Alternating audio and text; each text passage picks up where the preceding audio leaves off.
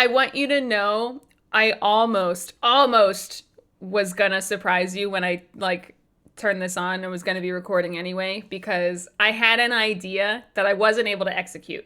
I was gonna do a little tiny Ted Lasso cosplay and not tell you about it. Girl, if I opened up this camera and you had the mustache, I would have died. Because I was like, I think I still have a visor, but I didn't have the visor anymore. Like, I had an old visor somebody gave me that I thought I still had. And we wouldn't have been able to record today. I would have lost my fucking And I have, shit. some little aviators. I would have had either myself or Richard draw a mustache on my finger. That would have been the screenshot for the Instagram post. And I would have been like, that's what, me losing my shit and you fucking I had a vision. It would have been so fucking funny, but I didn't have the visor anymore, and that's the whole thing. A normal baseball cap doesn't do it. It would have had to be the visor. I just want you to know that is in another parallel universe that could have been. I think we should get the scarves. I think we should both get a Richmond soccer scarf. I'm on board. Again, I've got my Roy fucking Kent shirt on. Hell yeah. Because I am that level of obsessed. Literally. I won't wear a jersey. I would wear the jersey. But I will wear a scarf. I would wear the jersey. Do I live in Florida? Yes. Do I need a scarf? I don't need any more scarves.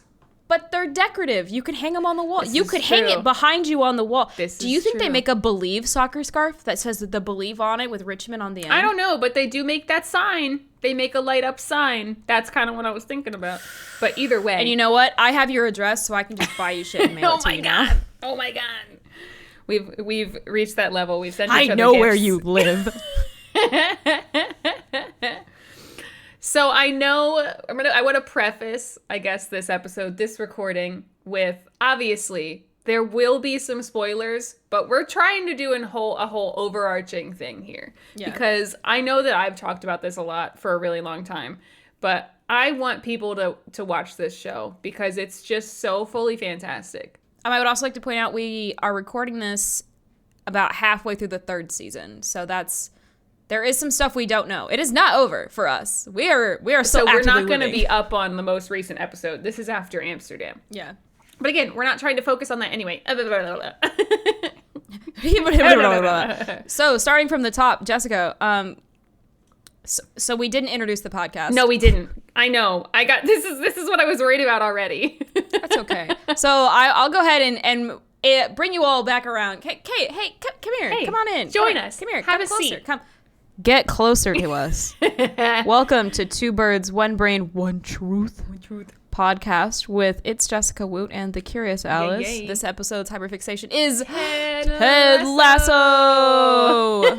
The most exciting, possibly the most chaotic episode that we will have thus far, because this is our hyperfixation. This is our obsession TV show at the moment. And I'm so glad I can share this with you.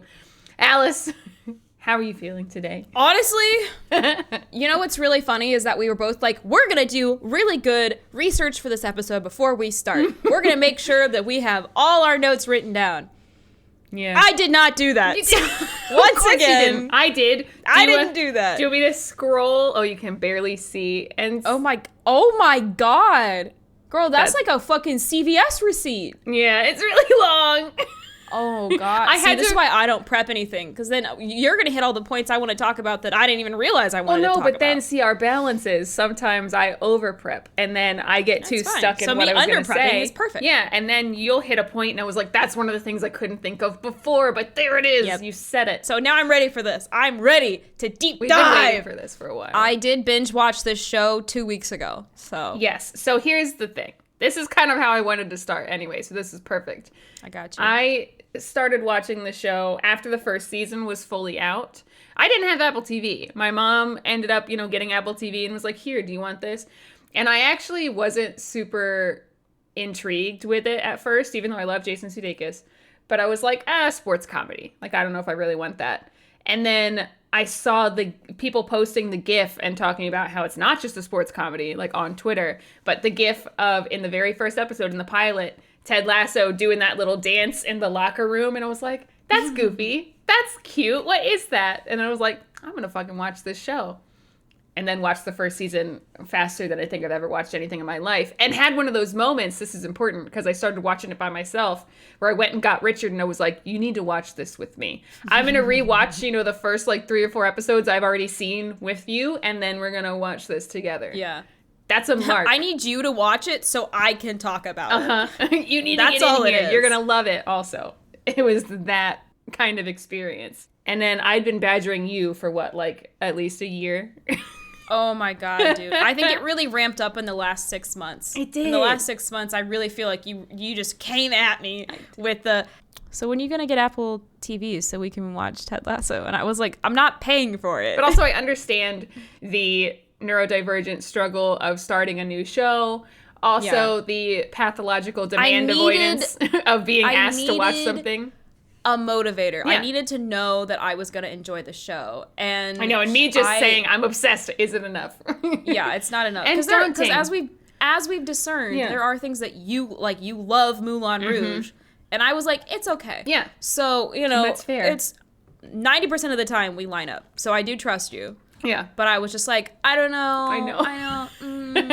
I know. And then so she sent me a tweet by Brett Goldstein, who plays Roy Kent, talking about his character's development in the show. It was an interview blurb. I don't remember what the interview is from, but it was an interview blurb, and I read that, and I was like, okay. Okay, you've convinced me. I want to watch it now. Because talking about how he's a grumpy man who has people teach him how to embrace himself and love life and be a better person, and I was like, God damn it, I fucking love that shit. Because it's exactly what we want. I knew it. I'm like, it's the Darcy character arc. He goes from grumpy, not understanding how to like deal with his emotions, to very self-aware, very honest, very open. And I mean, I knew you were gonna, I had to send it to you, and I knew you were gonna love it, because the first thing that Brett says, the first quote is, Roy's sort of tragic. And I was like, ooh, there it is. She knew. She was waiting for it. She's like, God, I gotta find that one perfect quote. He's tragic. He doesn't know how to deal with his feelings. The character arcs. I don't even want to get ahead of myself, but the character arcs. I would like to also point out that one of my favorite things is that Brett loves the Muppets. Yes.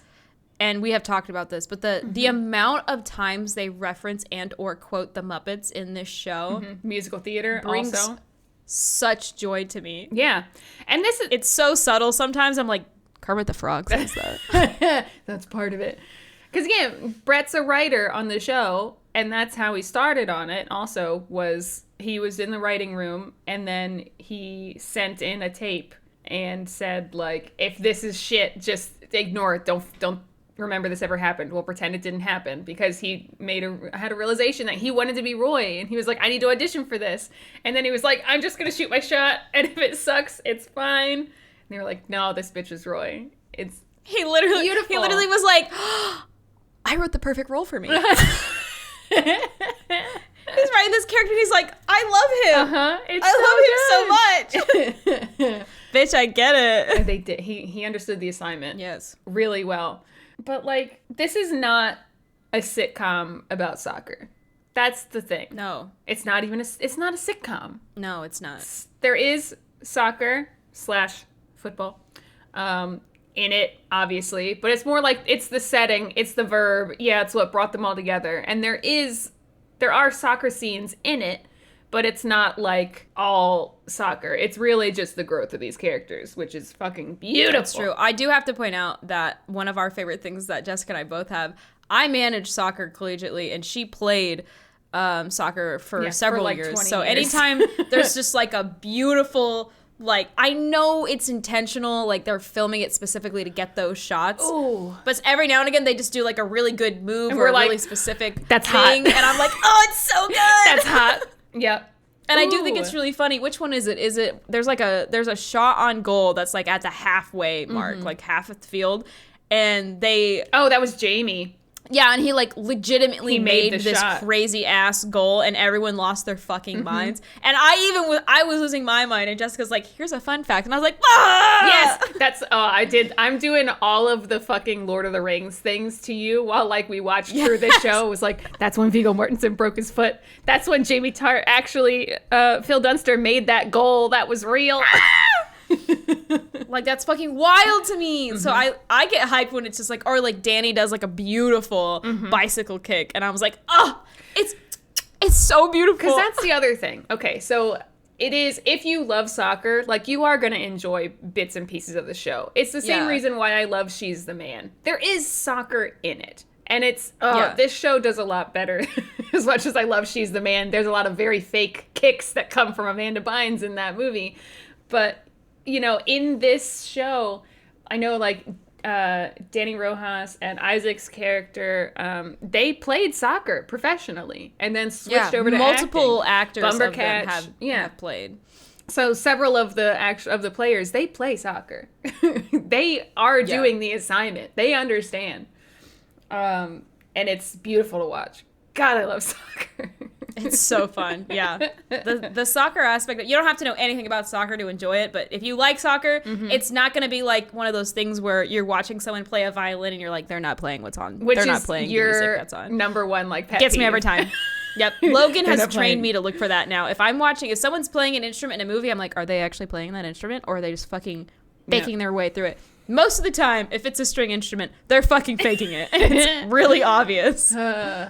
It's oh God, I lost my train of thought for a hot second. Give me a minute. It's a good show for people who don't like sports, and it's a good show for people who like sports. I remembered. Let's start from there and roll on. Because that's kind of what I was going to say, though, actually. It was perfect. We were in the same headspace.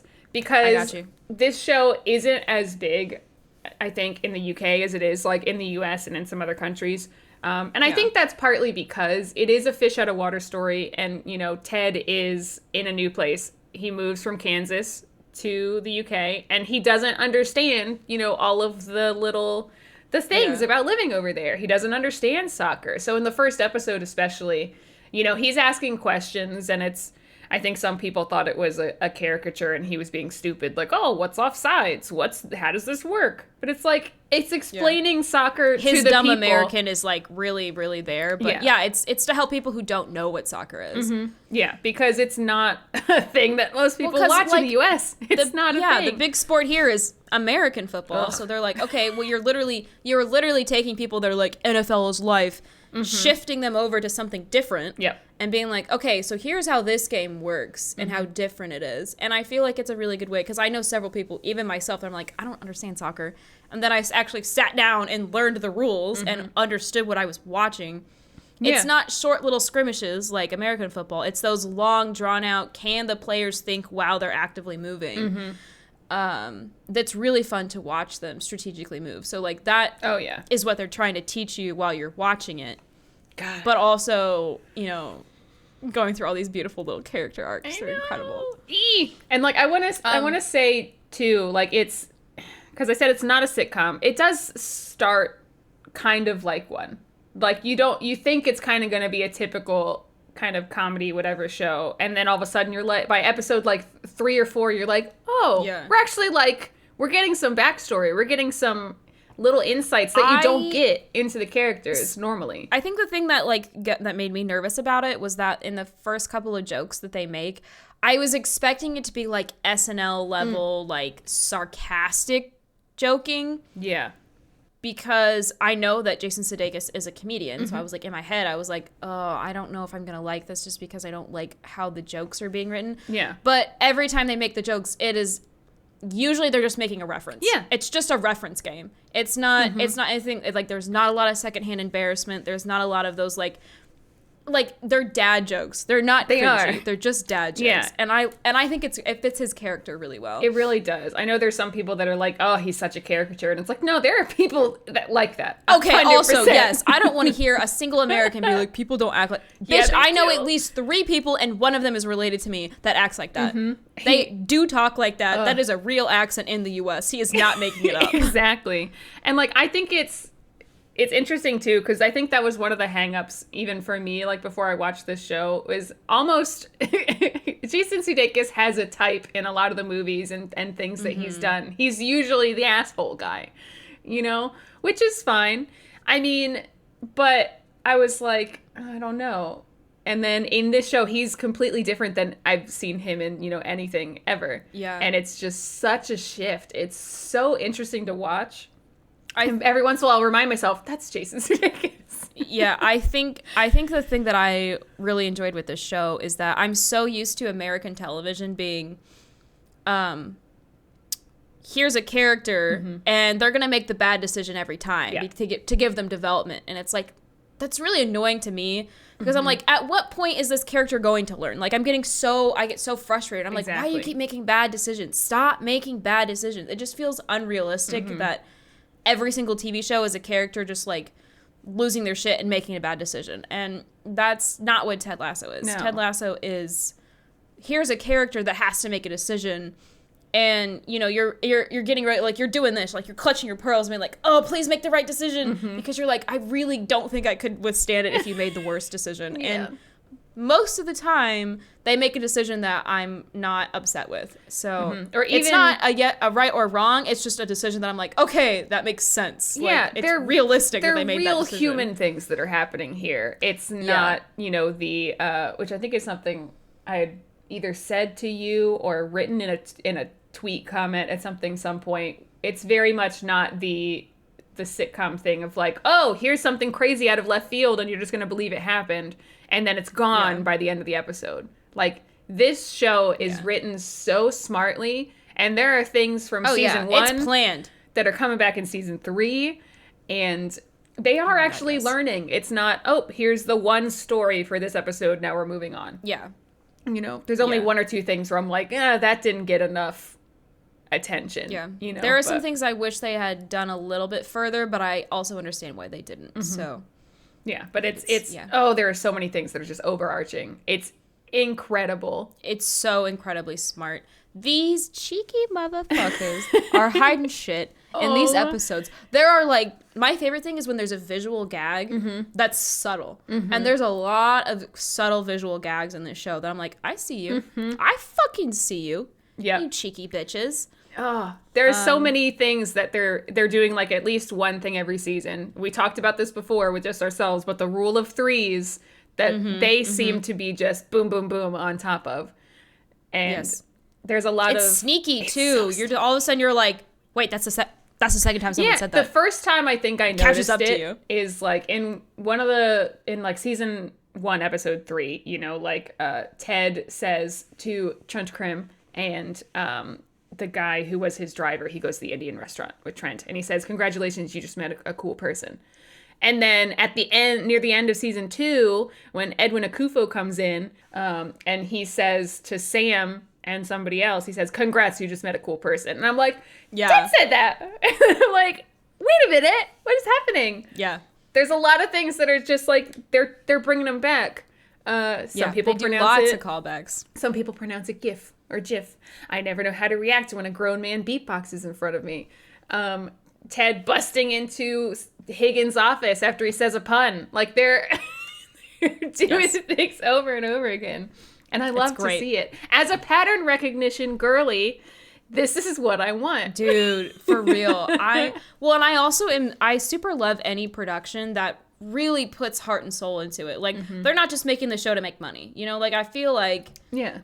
There are some shows where you watch it and you're like, man, y'all are just piping out episodes because you need to make more money for the network. This show is genuinely like, it's a love letter. We care about these characters. We want them to fully develop. We want to give you the conclusion for all of them. Yeah. And I really enjoy it. This is one of the things I really like about the show also. And I remember when I first started watching it that I was like, this is what I wanted. This is a breath of fucking fresh air. Because at the time I was still at my zoo job. And one of the things that would happen that I would talk to my boss about, like, regularly was she would always try to get me to watch TV shows. She wanted me to watch The Boys. She wanted me to watch, there was another Amazon Prime thing. And I'm like, you know what? I watched an episode. It was so dark. I really don't want something that has such a commentary on the world that we're living in right now. I want something lighter. And she was like, no, I promise you'll like it. Like, kept fucking pushing. And I don't remember some of the other shows, but every other show that she would recommend to me and be like, you have to watch it, is some dark dystopian bullshit. And I'm like, I don't want this. I don't understand why every single adult television show has to be super dark and just like Everyone's gonna murder everyone. I'm like, great. I'm glad that you all have come to the conclusion that if society goes to shit, we're all gonna be terrible people. Yeah. Great, wonderful. Thank you for feeding me that information. Can I please have a show that doesn't make me want to cry from the pain that we're all experiencing? Whereas Ted Lasso makes me cry because I'm like, God, this show is fucking incredible. Beautiful. Because that's the thing too, like it's a thing with a lot of sitcoms as well, where the jokes are, and actually I think I saw even Hannah Waddingham, who plays Rebecca, say this in an interview, but this is a show that it's not, the jokes are not at someone else's expense. Yes. It is not digging at anybody. And I know that's really upset a lot of people because they're saying it felt like toxic positivity, or like it, again, is woke or whatever bullshit. But it's like, no, it's not. Like, they're very toxic obviously positivity. I think they didn't watch long enough to actually see the troubles that the characters have underneath. Yeah. They didn't learn and also, enough. Jessica, as we've experienced watching the fandom react to these episodes, some people don't fucking know how to use their brains. I'm just gonna say it. Like, I genuinely watched these episodes, and you and I were at pace together. Like, oh, did you see that? Oh, did you catch that? Look at that subtle thing that happened there. Look at the subtle look they gave each other. And then people are like, oh my God, I can't believe this character was like this. This came out of nowhere. And I'm like, where have you been? Oh, yeah. Where have you been for the last 2 seasons? This is very clearly where this was going. Like, I know, I want people to watch this show who want just a positive, fun watch, but also there is so much heart and emotion behind this, and they're really touching on issues that aren't fucking talked about in popular media. It's a feel-good show, but also does that thing where when something tragic happens in a comedy, you're like, Jesus Christ. It's true. But I mean, it really gets you. Like, let me say, there's the thing, and I remember because when we watched this the first time, we watched like 5 or 6 episodes in a row. Whenever I started watching this, we binged the shit out of it. And we had just finished episode 4, and we were about to watch episode 5, Tan Lines, which is, spoiler alert, a moment that will break you. That's the episode. That's the first one that does it. And you, before we started watching that episode, you were like, all right, where's the moment that this show's gonna fucking break me, because I know it's coming. Yep. And it was gonna be the next episode. I sensed it. And I was like, do you want me to tell you when? Because do you want to be ready? Because it's the next episode. Like, I knew, like, because they had to do the thing where they, like, you know, they build up and you're like, yeah, we're like, I'm feeling great, like, we're doing really good, I'm really proud of everybody, like, you're just like, yeah. And I was like, there's something has to break us down. I know how stories are written, something has to snap. And it finally happened, and I was like, ah. I know. That's not what I wanted. That one makes me sob every time. But in a good way. We are also the kind of people, though, like, I love, and I've said this many times, I'm the kind of person that I love watching media that's gonna break my own heart. It's gonna make me so high up, and then it's just gonna, I'm gonna be shattered in pieces. As long as I know there's a happy ending on the other side, I will allow a show to hurt me. Yeah. It's fine if if it's really tragic. I just need to know there's a happy ending. I've read too much fan fiction that has broken me, and then I get to the end. Yep. And they're just like, it's not happily ever after, but it's not the worst ending. I'm like, yeah, but it still fucking hurt me. What I wanted. Yeah. And granted, we're still waiting. This show is not finished yet. This is the last season, but I mean, we're in it, and I'm. Oh yeah, these next 6 episodes are about to be a fucking roller coaster. Dude. We're doing what happened when we watched it the first time. We had those first 4 episodes or 5 episodes. We were just like, okay, we're making some grounds here, and now I feel like we're hitting the point where it's like things are about to get fucking wild. Yeah, I mean, this season is definitely has some more peaks. The pacing is different. Valleys also. There's been some mini breaks, mini heartbreaks already, like, throughout it. Yeah. But I also, even, like, I feel every character has gone through something, that has made them stronger. Like, they've hit a bottom of a sort. But, I mean, again, just saying, like, this show it's talking about mental health, especially in sports, in a positive way. Yep. And Jason Sudeikis is doing fucking brilliant, like, acting out, panic attacks and manifestations of anxiety, and God, he's on a fucking roller coaster, and I want to give Ted a hug, okay? So badly. Part of the other reason I want people to watch this show is it's so beautiful in terms of just representing different characters, different people, different lifestyles, different sexual orientations, fucking all of it. It does it in a realistic way. I was actually telling my coworker the other day, about one of the characters that was recently highlighted. That I was like, I don't even know how to explain this to you, but we knew right away with one of them. As soon as they came up, we were like, there's no way. There's no way. It's not what we think this is. And what was crazy about it is he's like, how do you know? And I was like, there was a physical act. There was a physical way that he acted that I was like, dude, I don't even know how to explain it to you. I don't know if it's just like my bisexual energy was like, yeah, was picking up signals or something, but I was just like, no, you and I were on it. You agreed with me, and we were waiting. Oh my God. And I loved waiting for it to happen. Again, I'm a boring straight, but I am so happy. Loser. I know. I'm so happy. I'm just kidding. For all these little gay characters that we get to see. Oh, it's so exciting.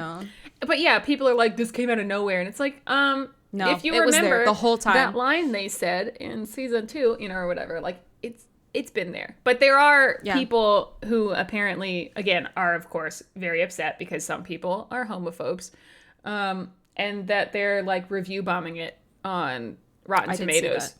And that makes me so furious just because there's queer representation. People are like, how dare? Also, here's the thing. In the UK, it's usually more, they're just more feminine. Men are just more feminine there than they are in the US. They got layers. It's more normal. They're more open. Yeah, they're more open about it. They're not as weird about it as we are because we're stupid and can't get our freaking shit together. Yeah. But so it makes sense that, if a character wouldn't notice it, but I was like, man, even as an American, I'm seeing it right away. Like, I don't know. It just seems silly to me because, and I love it. There's a lot said that I was like, yep, totally get it. That's me. As I said before, every time I'm like, that's me. It's one of those things, like, I don't know if there's a way to casually watch this show. I don't know if there's a way. I'm analyzing every single thing.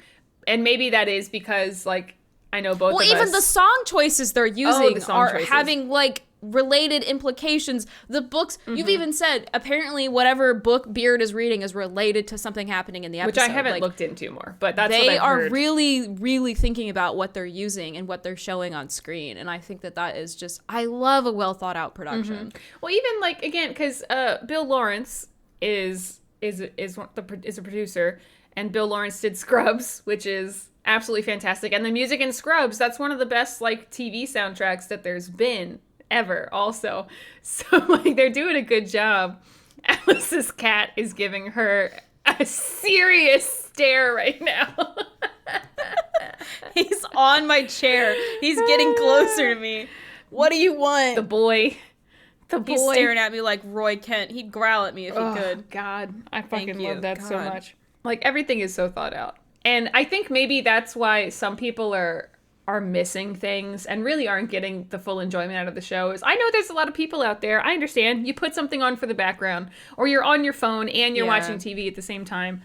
But you're not getting the full experience, my man. Yeah, there's so much. I mean, even so, like, one of the things, I don't feel like it's a huge spoiler. Yeah. One of the things that happened in the most recent episode is they are at an away game, and they are trying to figure out what they want to do, and they're trying to figure out where they want to go, what they want to eat, and all this stuff, and they keep getting trapped in the hotel lobby, which I think is very funny. So I'm like, funny. They're never leaving the hotel lobby. These are boys. They're not leaving. They can't make a decision. And as Jessica pointed out to me, because I had forgotten, was that every time they go to an away game, Ted asks the teen, movie night or pillow fight, and they go, movie night, and he's like, all right, but that one time you asked me for a pillow fight. You're never gonna go back. and while they're doing this, they're sitting in a little circle, and Sam is like, "Oh my god, he's like, he's struck," and he writes it down on a napkin, and they pass it all the way around up to the captain, and he goes, "This is the one. It's time." And then they have this fucking crazy ass pillow fight in the lobby, and I'm not joking you. While I was watching that scene, I was like, man, I hope the hotel lobby people are okay with this. And then they show a shot of the hotel lobby bar girls being drinking and like cheering them on. And I'm like, okay, cool. The lobby girls are okay with it. Like, yeah. Yeah, I'd be like, don't inconvenience the girls, okay? I'll kill you. But that was the callback from season 1. It was season 1 where Ted said that, you know, because they watched The Iron Giant, remember? And Ted was like, you gotta look out for these guys, because in about an hour, there's gonna be a room full of grown men crying. Yeah. It's such a good movie. Oh, it's so amazing. But, like, they're writing so smart. And there's something that I think it was Jason Sudeikis who had said in an interview, and it was like, if you treat your audience like poets and geniuses, they will rise to the occasion. So I know. Bitch, he said that? Yeah. How fucking dare he call me out like that? How dare he compliment us thusly? We are picking up on what he's putting down, and we love it. It's because we spent all that time training watching Jane Austen films. Watching rom-coms and period pieces, and he also said... Yeah, you got 4 hours later? You got 4 hours? I want to watch 4 hours? North and South? I want to watch North and South? Oh my God, you almost made me lose my train of thought because Mr. Thornton with his neck and his hands popped into my brain. But he also has said, this is not, you know, like a sports show. This is, what if Nora Ephron wrote a sports movie? This is rom-com coded, bitch. It's, oh my God. And you know what's funny is I do a whole episode about doing it's all rom-com. That's my favorite episode. And I didn't pick up on it. I don't know how I missed it because I'm still haven't learning, seen okay? some of them. Jessica's taking me through my rom-com era. Mm-hmm. Okay, I'm learning with her. Mm-hmm. But they had a couple of quotes, and the only reason... I know I talked about this in our last episode about rom-coms, but the only reason I realized that it was a rom-com episode where they were just quoting rom-coms the whole time, but in the vibe of the show, was because I then watched the Lego Batman movie later. By the way, highly recommend. Great movie. They also quoted the same fucking rom-com in that movie, and I was like, Was it the You Had Me at Coach? That's what they were doing! Was that the one? So I had to like... where he's like, shut up, you had me at Coach. Yeah. And then Beard does the most subtle, the way his mouth opens, and he's like, yeah. I love anytime Beard has a reaction to anything. Oh, it's so good. There's a couple of moments even where he's like, ah! Oh, the yells. The yeah, they kill me. So good. I love Beard. This is, again, if you like rom-coms, if you like period pieces, you are gonna like this show. It is so rom-com coded. Yes. And, like, I need, you know how much I love Sleeping with Other People with Jason Sudeikis. Dude, I've recommended that to everyone who said, oh, I like Ted Lasso. I'm like, you're going to love Sleeping with Other People. Oh my God. I need this man to do more rom-com things. I need Brett Goldstein in a rom-com now. I need Hannah Waddingham. Hannah Waddingham there's a period piece with her that's apparently very sexy. That's gonna be, I don't know if it's out yet already. I don't know. I've seen the lesbians of Ted Lasso talking about it on Twitter because they are obsessed with her. Understandably so. Tall, beautiful woman. I want you to know that my best friend from childhood is a tall blonde woman. Oh my God. So I see Rebecca and I'm like, I get it. I get it. Oh, she's gorgeous. Gorgeous. Yeah. But like, I mean, the micro expressions that these people do. Don't even get me started. The micro expressions. The hands. The hands. There's so much with hands. And again, the Darcy-esque character arcs. This is a fucking romance period piece. Bro. And you know what?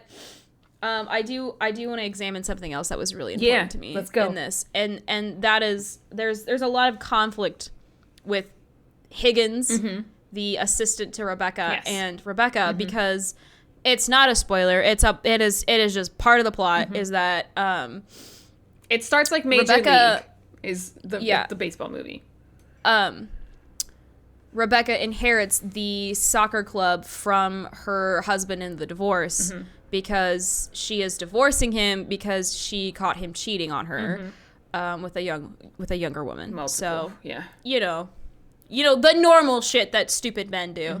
Rich white men. She figured out that Higgins was hiding it from her, so she has this she has a lot of audacity with him and just being like, yeah, well, you were part of the problem, and eventually they worked that out. Yeah. But Higgins really wants to be a part of the team, and they kind of just blow him off. They're just like, whatever, it's Higgins.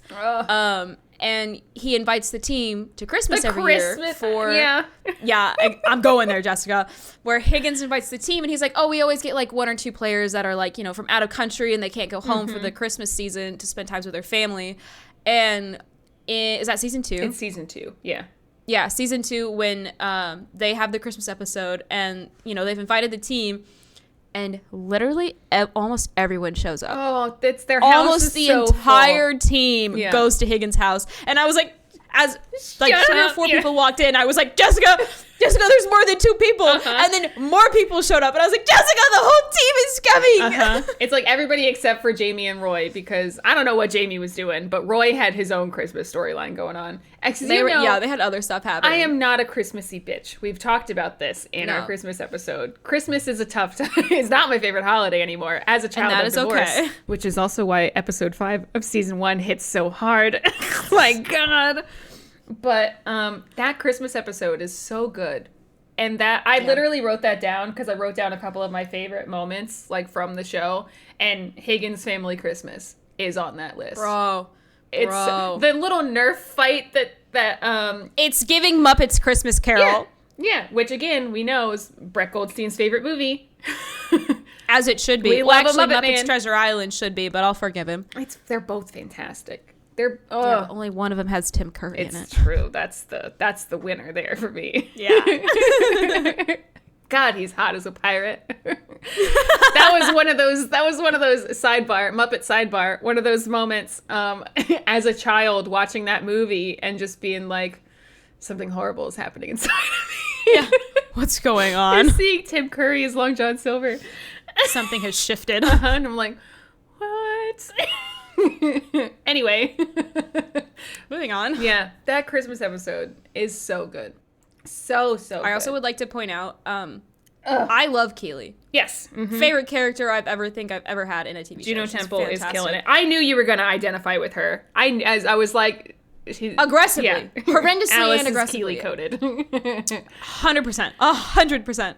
And even the way that she compliments other women or other people, I do that shit all the time. Mm-hmm. All the time. But what I found really funny is that, like, every time they'd show her full body, I'm just like, why? What are you wearing? These horrible outfits. They're awful. And I know that it's because she's, like, a high fashion model, so she can wear whatever the fuck she wants. Yeah. But it cracked me up because they'd show a full body shot. I'm like, ugh. What is that? What is she wearing? Yeah. And, you know, I relate to that, too. I cannot dress myself. I'm only 5'1", so I can't just wear whatever I want because it's all too long. Yeah. But it was just really funny that she'd have like a stripedy shirt on and like a paisley pant or something. Like just like patterns that didn't match, colors that weren't quite right, like a red and a pink and an orange that just didn't go together. And then cheetah print for some reason. You're just like, whoa. Yeah. I remember the cheetah print one. I was just like, what the fuck is happening? Love her, but my God, those outfits. Oh, my Lord. She had a couple that I was like, what the fuck are you wearing?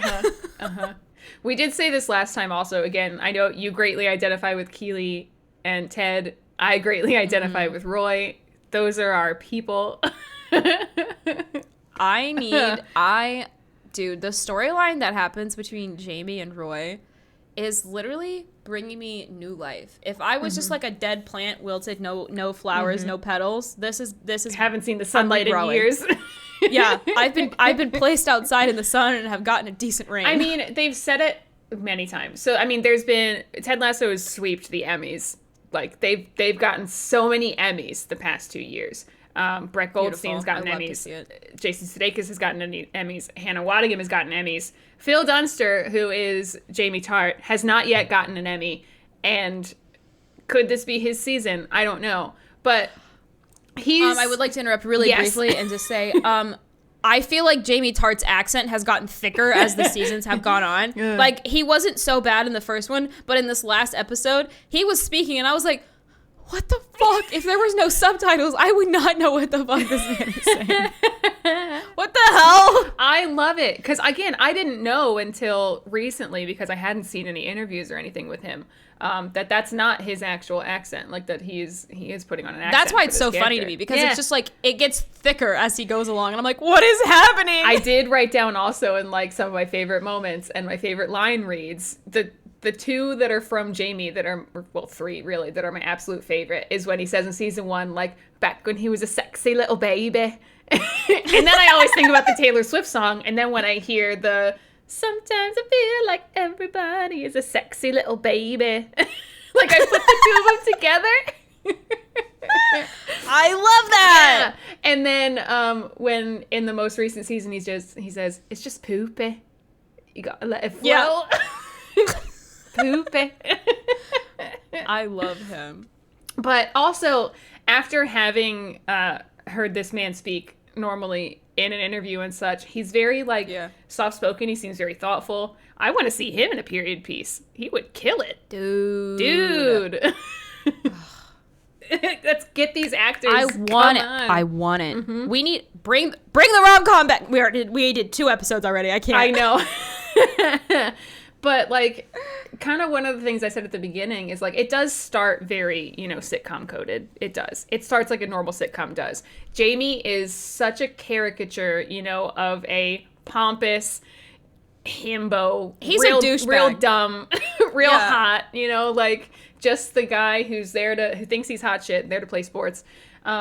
His character arc and him winning over the team and being accepted because everybody hated him at the beginning is so important. And even, again, not a spoiler, but seeing him sitting next to Sam on the bus in the last episode, I'm like, they never would have sat together. He might not have even been on the bus. He might have driven his goddamn self somewhere, like, or had to have the back seat all to himself. No, and now he's there with the boys. He's accepted. Dude. I want to say also, once again, I will mention my favorite category of humor is boys being boys. Mm-hmm. This whole fucking show is just moments of boys being boys. In the best way. And I fucking love it. It's incredible for me. God. Especially because I managed the boys soccer team in high school for 3 years. Yeah. So it's just like me getting to relive those moments, basically, where I'm just like, yes. You're just doing goofy shit. Yes, give it to me. I've missed it so much. The whole scene where Sam was getting his hair cut by Isaac. That's, oh my God, yes, the ultimate incredible boys being boys. Boys. So I noticed we have failed to mention one character in this so far, and that is Nate. Mm-hmm. How are we feeling? I am so ready. I don't want to give anything away, but his arc also is. I am ready to see where we are going in the next 6 episodes. There is. I mean, this one wasn't so subtle. I think some of the things that they did to show where Nate was going in season 2, but I was waiting for you to pick up on it. I was definitely picking up on it. I was just like, that there was a shift happening, but also not only in attitude. It's like rubbing your hand the wrong way on a piece of wood. You're just like, splinters. But again, in a physical change. Remember, because they're changing his hair ever so slightly the whole time. And I think they're doing it again. That actually, like, genuinely, like, annoyed me, because I was like, what is happening? What is happening? He's very What gray. is happening here? And it was, like, freaking me out. I was like, what is going on? Literally, though, right before this, Alice sent me a TikTok edit set to Taylor Swift of Ted and Nate, like, and their little story. It's The Story of Us by Taylor Swift, in case anyone's curious. It is. It was really good. The girlies, the gays, the theys, hitting the edits, killing it. Incredible. Killing it. But it's so well done. And you really can put a lot of it to Taylor Swift. There's a lot of crossover. Yeah. There's been a lot of She's got a T-Swift lot of edits. good music, y'all. There's been a lot of T-Swift edits. But yeah, I guess I didn't mention Nate too much, too, because it's hard to say anything without saying, that they're the big He twist. is very integral to the development of Ted. He is. He's very integral to a lot of things going on, and they've done a really good job of using him as a, what's the word, linchpin? Sure. Is that the phrase I'm looking for? I don't know. I think it is. He's the linchpin. He's a catalyst. He's the piece that if he wasn't there, it wouldn't work. He's that Jenga piece. Yeah. And I like what they did, but also I'm just like, dude, I can't wait to see where this goes, because it's tragic right now. It's the highs and lows. It's tragic right now. It also, so one of the things too, again, everybody's got some kind of tragedy. Yeah. But a lot of it all stems back to the relationship that the characters have with their father.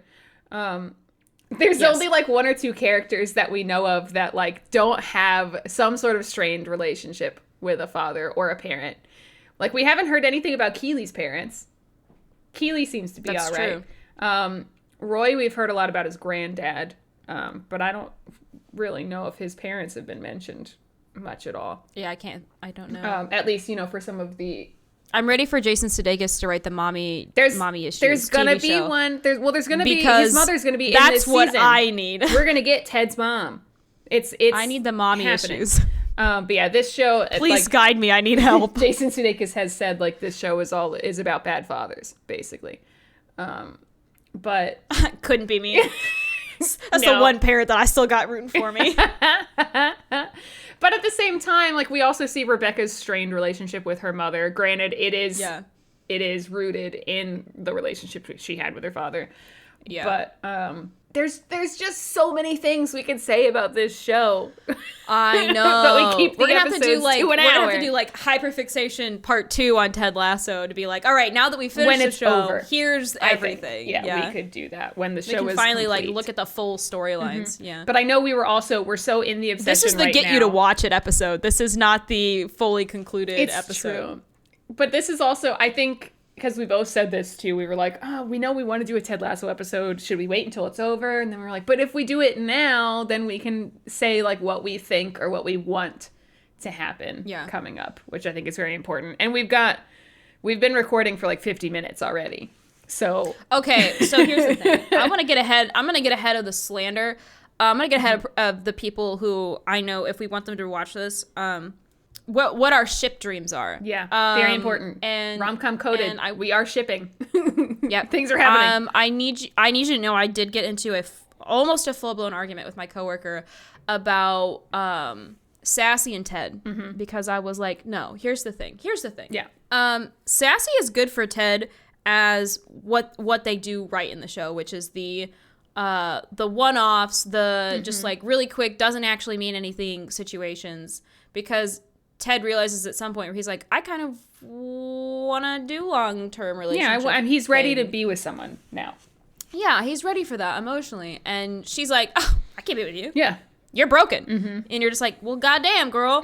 And even Jessica and I talked about it, is that Sassy inherently to us feels a little abrasive because she has a little bit of a mean girl vibe. A little bit. And as social outcasts, Jessica and I were like, don't like that. Not a fan of her personality. I don't think I could be friends with her like the way that Rebecca is. Yeah, it's it's a little bit frenemy. It's a little bit, just a little bit. There's just things are, like you said, abrasive. There's compliments are given with a little bit of sandpaper at the same time. Like, it's not 100%. Yeah. It's not, she's not necessarily pitted against anyone, because I know they wanted to avoid pitting women against each other in the show, which I really important. Appreciate. Also, Jason Sudeikis. They did a really good job of that. 10 out of 10. Appreciate that. But there was just a couple of things that she did. One, and like the thing I was explaining, I was like, if you look at what's going on, Sassy is not there to support people. She's kind of there just to like be aggressive, be abrasive. That's just what she's there to be. Yeah, and like she does support Rebecca, but also she's like, yeah, but you kind of ignored us for 6 years or whatever it was. And it's like, well, yeah, but the thing is that as someone who was friends with someone who was in an abusive relationship, they don't know how to reach out, because they're like, if I reach out and this person figures it out, then I'm in more trouble than I already was. She wasn't allowed to have support systems like that anymore. Yeah.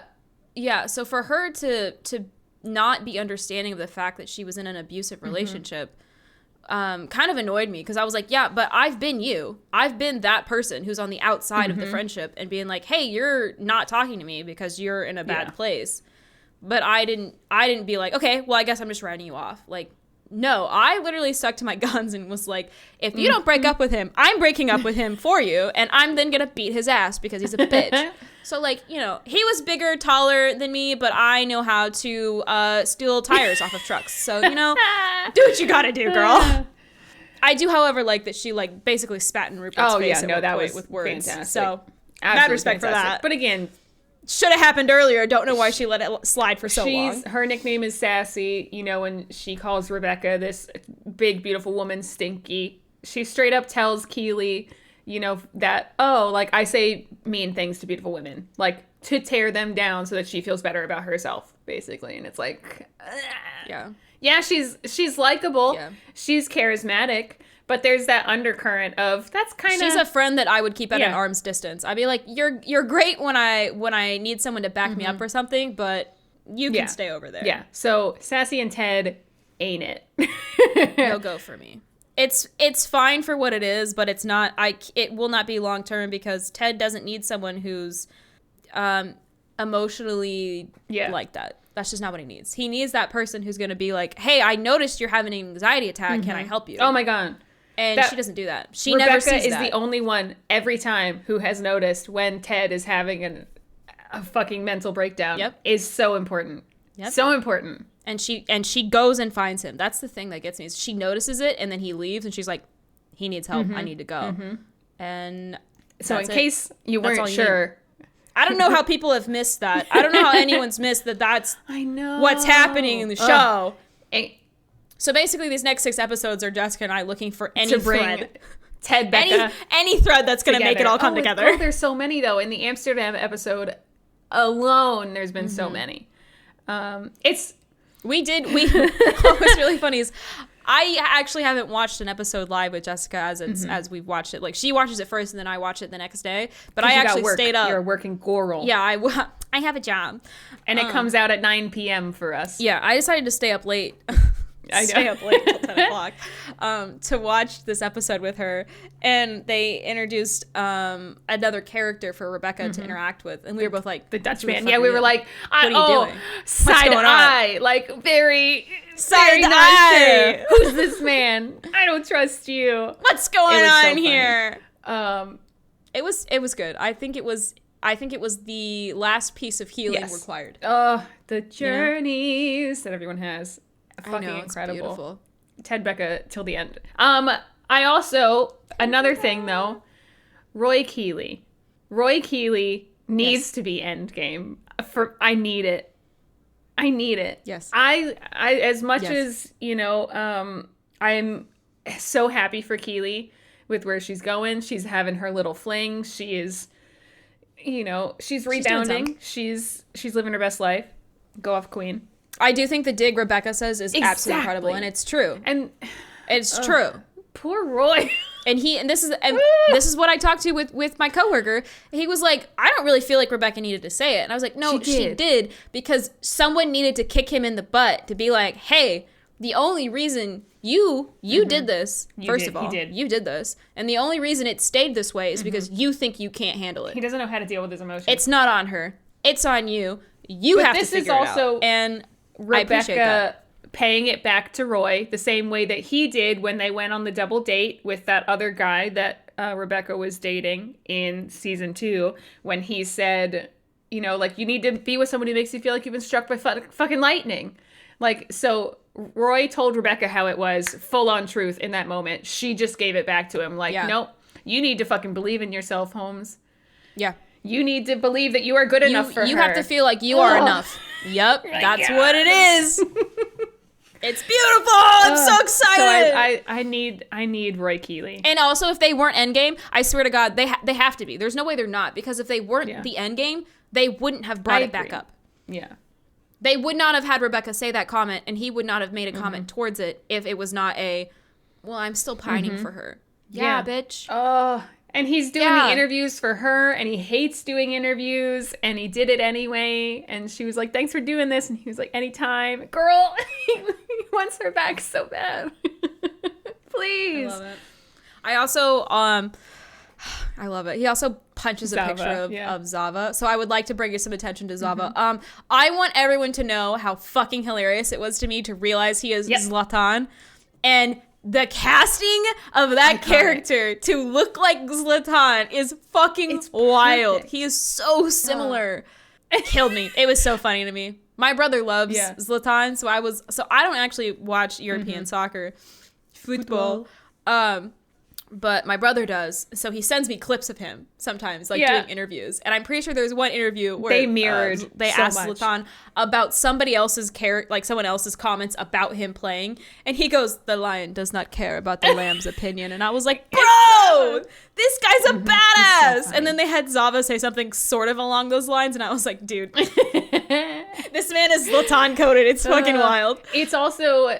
Zava has given us some of the funniest like lines or just things to happen around him even in this last season. Yeah, he's so the goofy. Entire season. Here's another thing. They need to give us Jason Sudeikis finger guns at you. I need bloopers. I need the bloopers, motherfucker. Dude. Please. I miss bloopers. Where's the DVD special? There was another interview with several of the cast, and I know they were talking about how in that scene where Zava keeps stepping in front of Ted, and then Jason Sudeikis is just like kind of weaseling out from behind him, like they were all laughing so hard, and that Brett Goldstein broke a lot of those takes because he just couldn't stop laughing. I was like, I need this. Yeah, I want to see it. And even like, because there was the line, I think Jason Sudeikis changed or added in one of the lines in that scene, like at the last minute, which was, there's no I in team, but there's the us, there's the we in us, there's the weeness, and they put that in like last fucking minute, and it was so funny. Well, I feel like we've expressed a lot here. I feel like I'll never. I feel like we could. We can't even do the deep dive we want to do because we don't want to spoil anything. So like, I think the next episode is going to be the full spoilers episode, going through character arcs, really analyzing do another one after the end of the show. I will say though, there's two more things I want to say potentially. I am curious. I don't know if we're going to see Shandy again. If she's going to be. That's true. The Nate to Keely, kind of. Obviously, it won't be as big of an impact because Shandy was not as big of a character as Nate. But because she said she was going to start a rival company. Here's the what ifs. If you have not watched the show and it doesn't make sense to you, it's fine. But I feel like we got to say these things. Yeah, is Shandy going to come back as a minor villain for like a minute or two? I think yes. And then. Is Ted gonna go home? Listen. I think so. They had him go into an American restaurant in a foreign country, which I want to do so badly. I want to do that so bad. Oh my god, the caricature of Texas literally had me almost in fucking tears. It's awful, and I love it. I love to see how other people interpret us because obviously we spend our entire lives misinterpreting Europe because we're Americans. I love that it goes both ways. Give it back. So we deserve it. I want to see. Please. Yeah, it's fucking wild. But I think he just needed a moment where, where you get homesick. He goes to this place and he's like, oh, it reminds me so much of home because it's basically like a Cracker Barrel mixed with like, I don't know, Texas Roadhouse. Like it's like those two pushed together. And it's such a vibe. Funny. And I think he just needed a little touch of home, just to be like, okay, I'm good. I'm relaxed. Like I'm having a good time. And I don't think he'll go home on anything unless something happens with his kid. There could be an emergency. That's the thing that's going to get him home. But also, I think we're going to get an airport moment. Because at the very beginning of this season, that the lady in the airport says one time she held up a plane because she was trying to finish like a level, or she was trying to finish something in like Breath of the Wild. So like, I think that woman is going to have to hold the plane for something.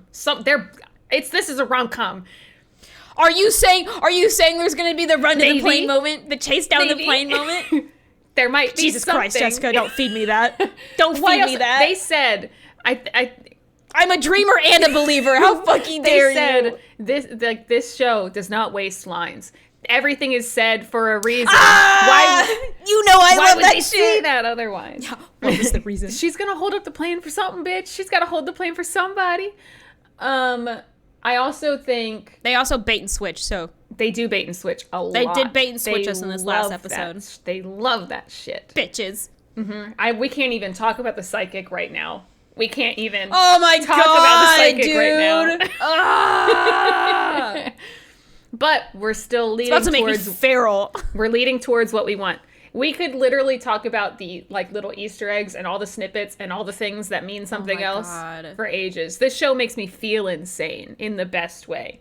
It also does worry me because I've never felt closer to the Swiftie mindset than this TV show. It is. It's like... That's what it is. It's the Swiftie mindset. It's a looking for clues everywhere. Yes. Which I'm so hoping, you know, that in the end that does all come to fruition. And it's like, yes, all these things that you were looking at, they were there on purpose. They had to be.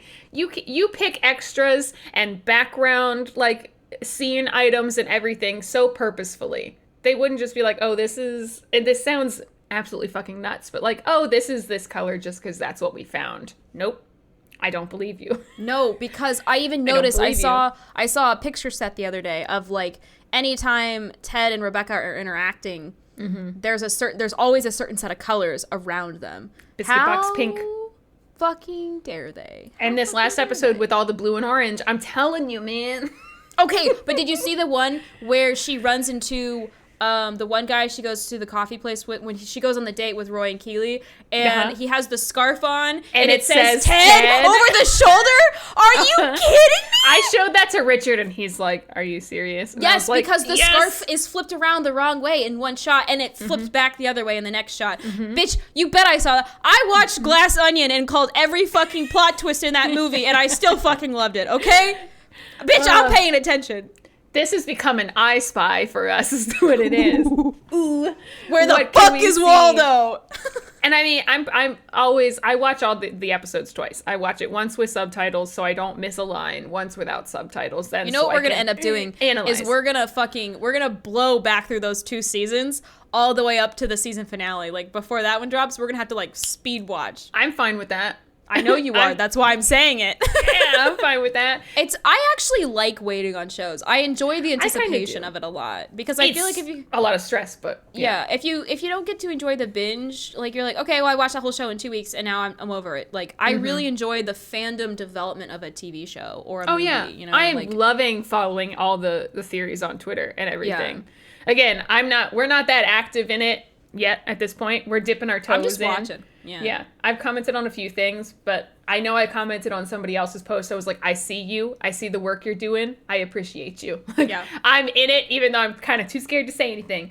But this is what this is for. Yeah, I think it's fun. I like the concept of knowing that no one else has seen it yet, you know? I do enjoy that, which is also why when a show's coming out weekly, like The Last of Us, or... what was the other one that everyone really liked? Mandalorian? Mandalorian. There was another one that was on HBO, but Barry? I love Barry. I don't know. I can't remember. But, you know, as it comes out, but I got behind. Yeah. And it's not as fun when you get behind and you're just like, well, now I'm 3 episodes behind. Now everybody's seen it, so I'm like, all right, I'm just going to wait till it's all out so I can finish it on my own. But I'm actively caught up with Ted Lasso, so I'm very excited for these next 6 episodes. I forced you into it. I'm so excited. The other thing, maybe the last thing that I'll say, because this is the rule of 3 that I think is the most important, and that really was one of the first times that I was like, Ted Becca? Is this a thing, Ted Becca? Is because in the first season... there's the moment where Rebecca goes into Ted's office and she lets a big declaration out, you know, and says, hey, I've been playing you this whole time. And then in the second season, she goes into Ted's office and drops another truth bomb. And then Ted says, you know, like, see you again, you know, next year. Like, I look forward to our next meeting. The next time you're going to... And I swear to God, if that's not a declaration of love, I don't know what I'm going to do. I'm gonna lose my mind. That was the first time I was like, what's the next thing she's gonna say? She loves him, that's what. What if she's forced to get rid of him? What if that's the next truth bomb? If that's what sends him home, and that's why he has to get on the plane, and that's why they have to hold the plane because she regrets it, and she has to go get him because she loves him. She needs him back. It's the bait and switch. It could be. I know. Ooh. Yeah. We just, you know what? This show makes us go absolutely feral in the best way. For real, dude. I do have one final closing comment, and that is, if you don't think that this TV show has impact or is not up to par, up to your standard, just know FIFA put Richmond in the game. Mm-hmm. Ted Lasso is a coach in FIFA. Mm-hmm. The whole team is in there. You can play as Roy Kent. So just bet your asses that this show's really fucking impactful. And they went to the White House just recently and had a press conference about mental health. Like this, this is a very big thing. And I know it can be daunting to start a show that when people are just talking about it so much, pathological demand avoidance is real. I understand. Yeah. You're like, well, now I don't want to do it because everybody's watching it. Is it 12 episodes a season? It is. I don't remember if it was every season. This season, I think 12. It was like 8, 10, and 12. I don't remember. Also, it's not a lot. It's less than 60 episodes. Yeah. And the first and most of the second season, at least, they were all like a half hour. This last episode was an hour, which I was fucking thrilled by. Yeah. Thrilled to get more content. But yeah, it is about half over. You still have time to catch up to the live shit, is what I'm saying. Yes. We watched. It comes we got so through highly this with Alice recommended. in less than a week, so yeah, it's possible. Yeah, and I know it's on Apple TV, which is weird. It's another streaming service, but there are other shows that are worth the watch on Apple TV as well. I gotta say, and I'm trying to encourage Alice to watch some of those too. Oh my god, you don't have to watch them with me. I have no freedom in this house. No, I'm gonna continue just forcing TV shows down your throat. Oh my god. Forever. That's friendship. All right, do you want to go out on a chant? Which chant do you want to do? I mean, He's there.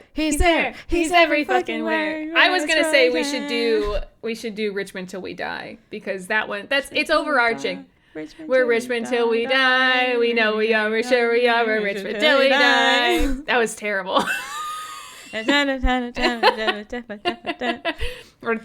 we're on Discord, so we're not lined up, so the audio is going to be super fucked up. It's going to be really bad. Anyway, I hope you all, if you stuck through us with that episode, I hope it was enjoyable for you, whether you have watched the show or not. I know we can be two insistent, obsessive girls, but please believe us when we say this show is an absolute masterpiece.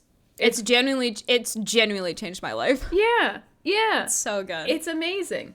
If you want your faith in humanity restored, this is the one. It is. This is the show. The one. And you're gonna laugh because the shit's fucking funny too. Laugh and you're gonna cry, and it's such a journey. It's Jessica Woot. This has been The Curious Alice. Thank you. We are two birds, one brain. Find us Two birds, one brain. Two birds, one brain. We find us on Twitch, on Twitter, on TikTok, on Instagram, and wherever you get your podcasts. Jessica has a YouTube channel as well. Don't forget to check that out. I haven't put anything on there in a while. The last thing that I put on there was the stupid duck song that I made. Guys, it's gonna go viral. It's gonna get a nominee. You have to watch it. It's so good. God. All right, y'all. Watch the show. It's good, isn't it? Handguns out. It's good. It's really good. Okay, bye. I don't know enough phrases. Bye.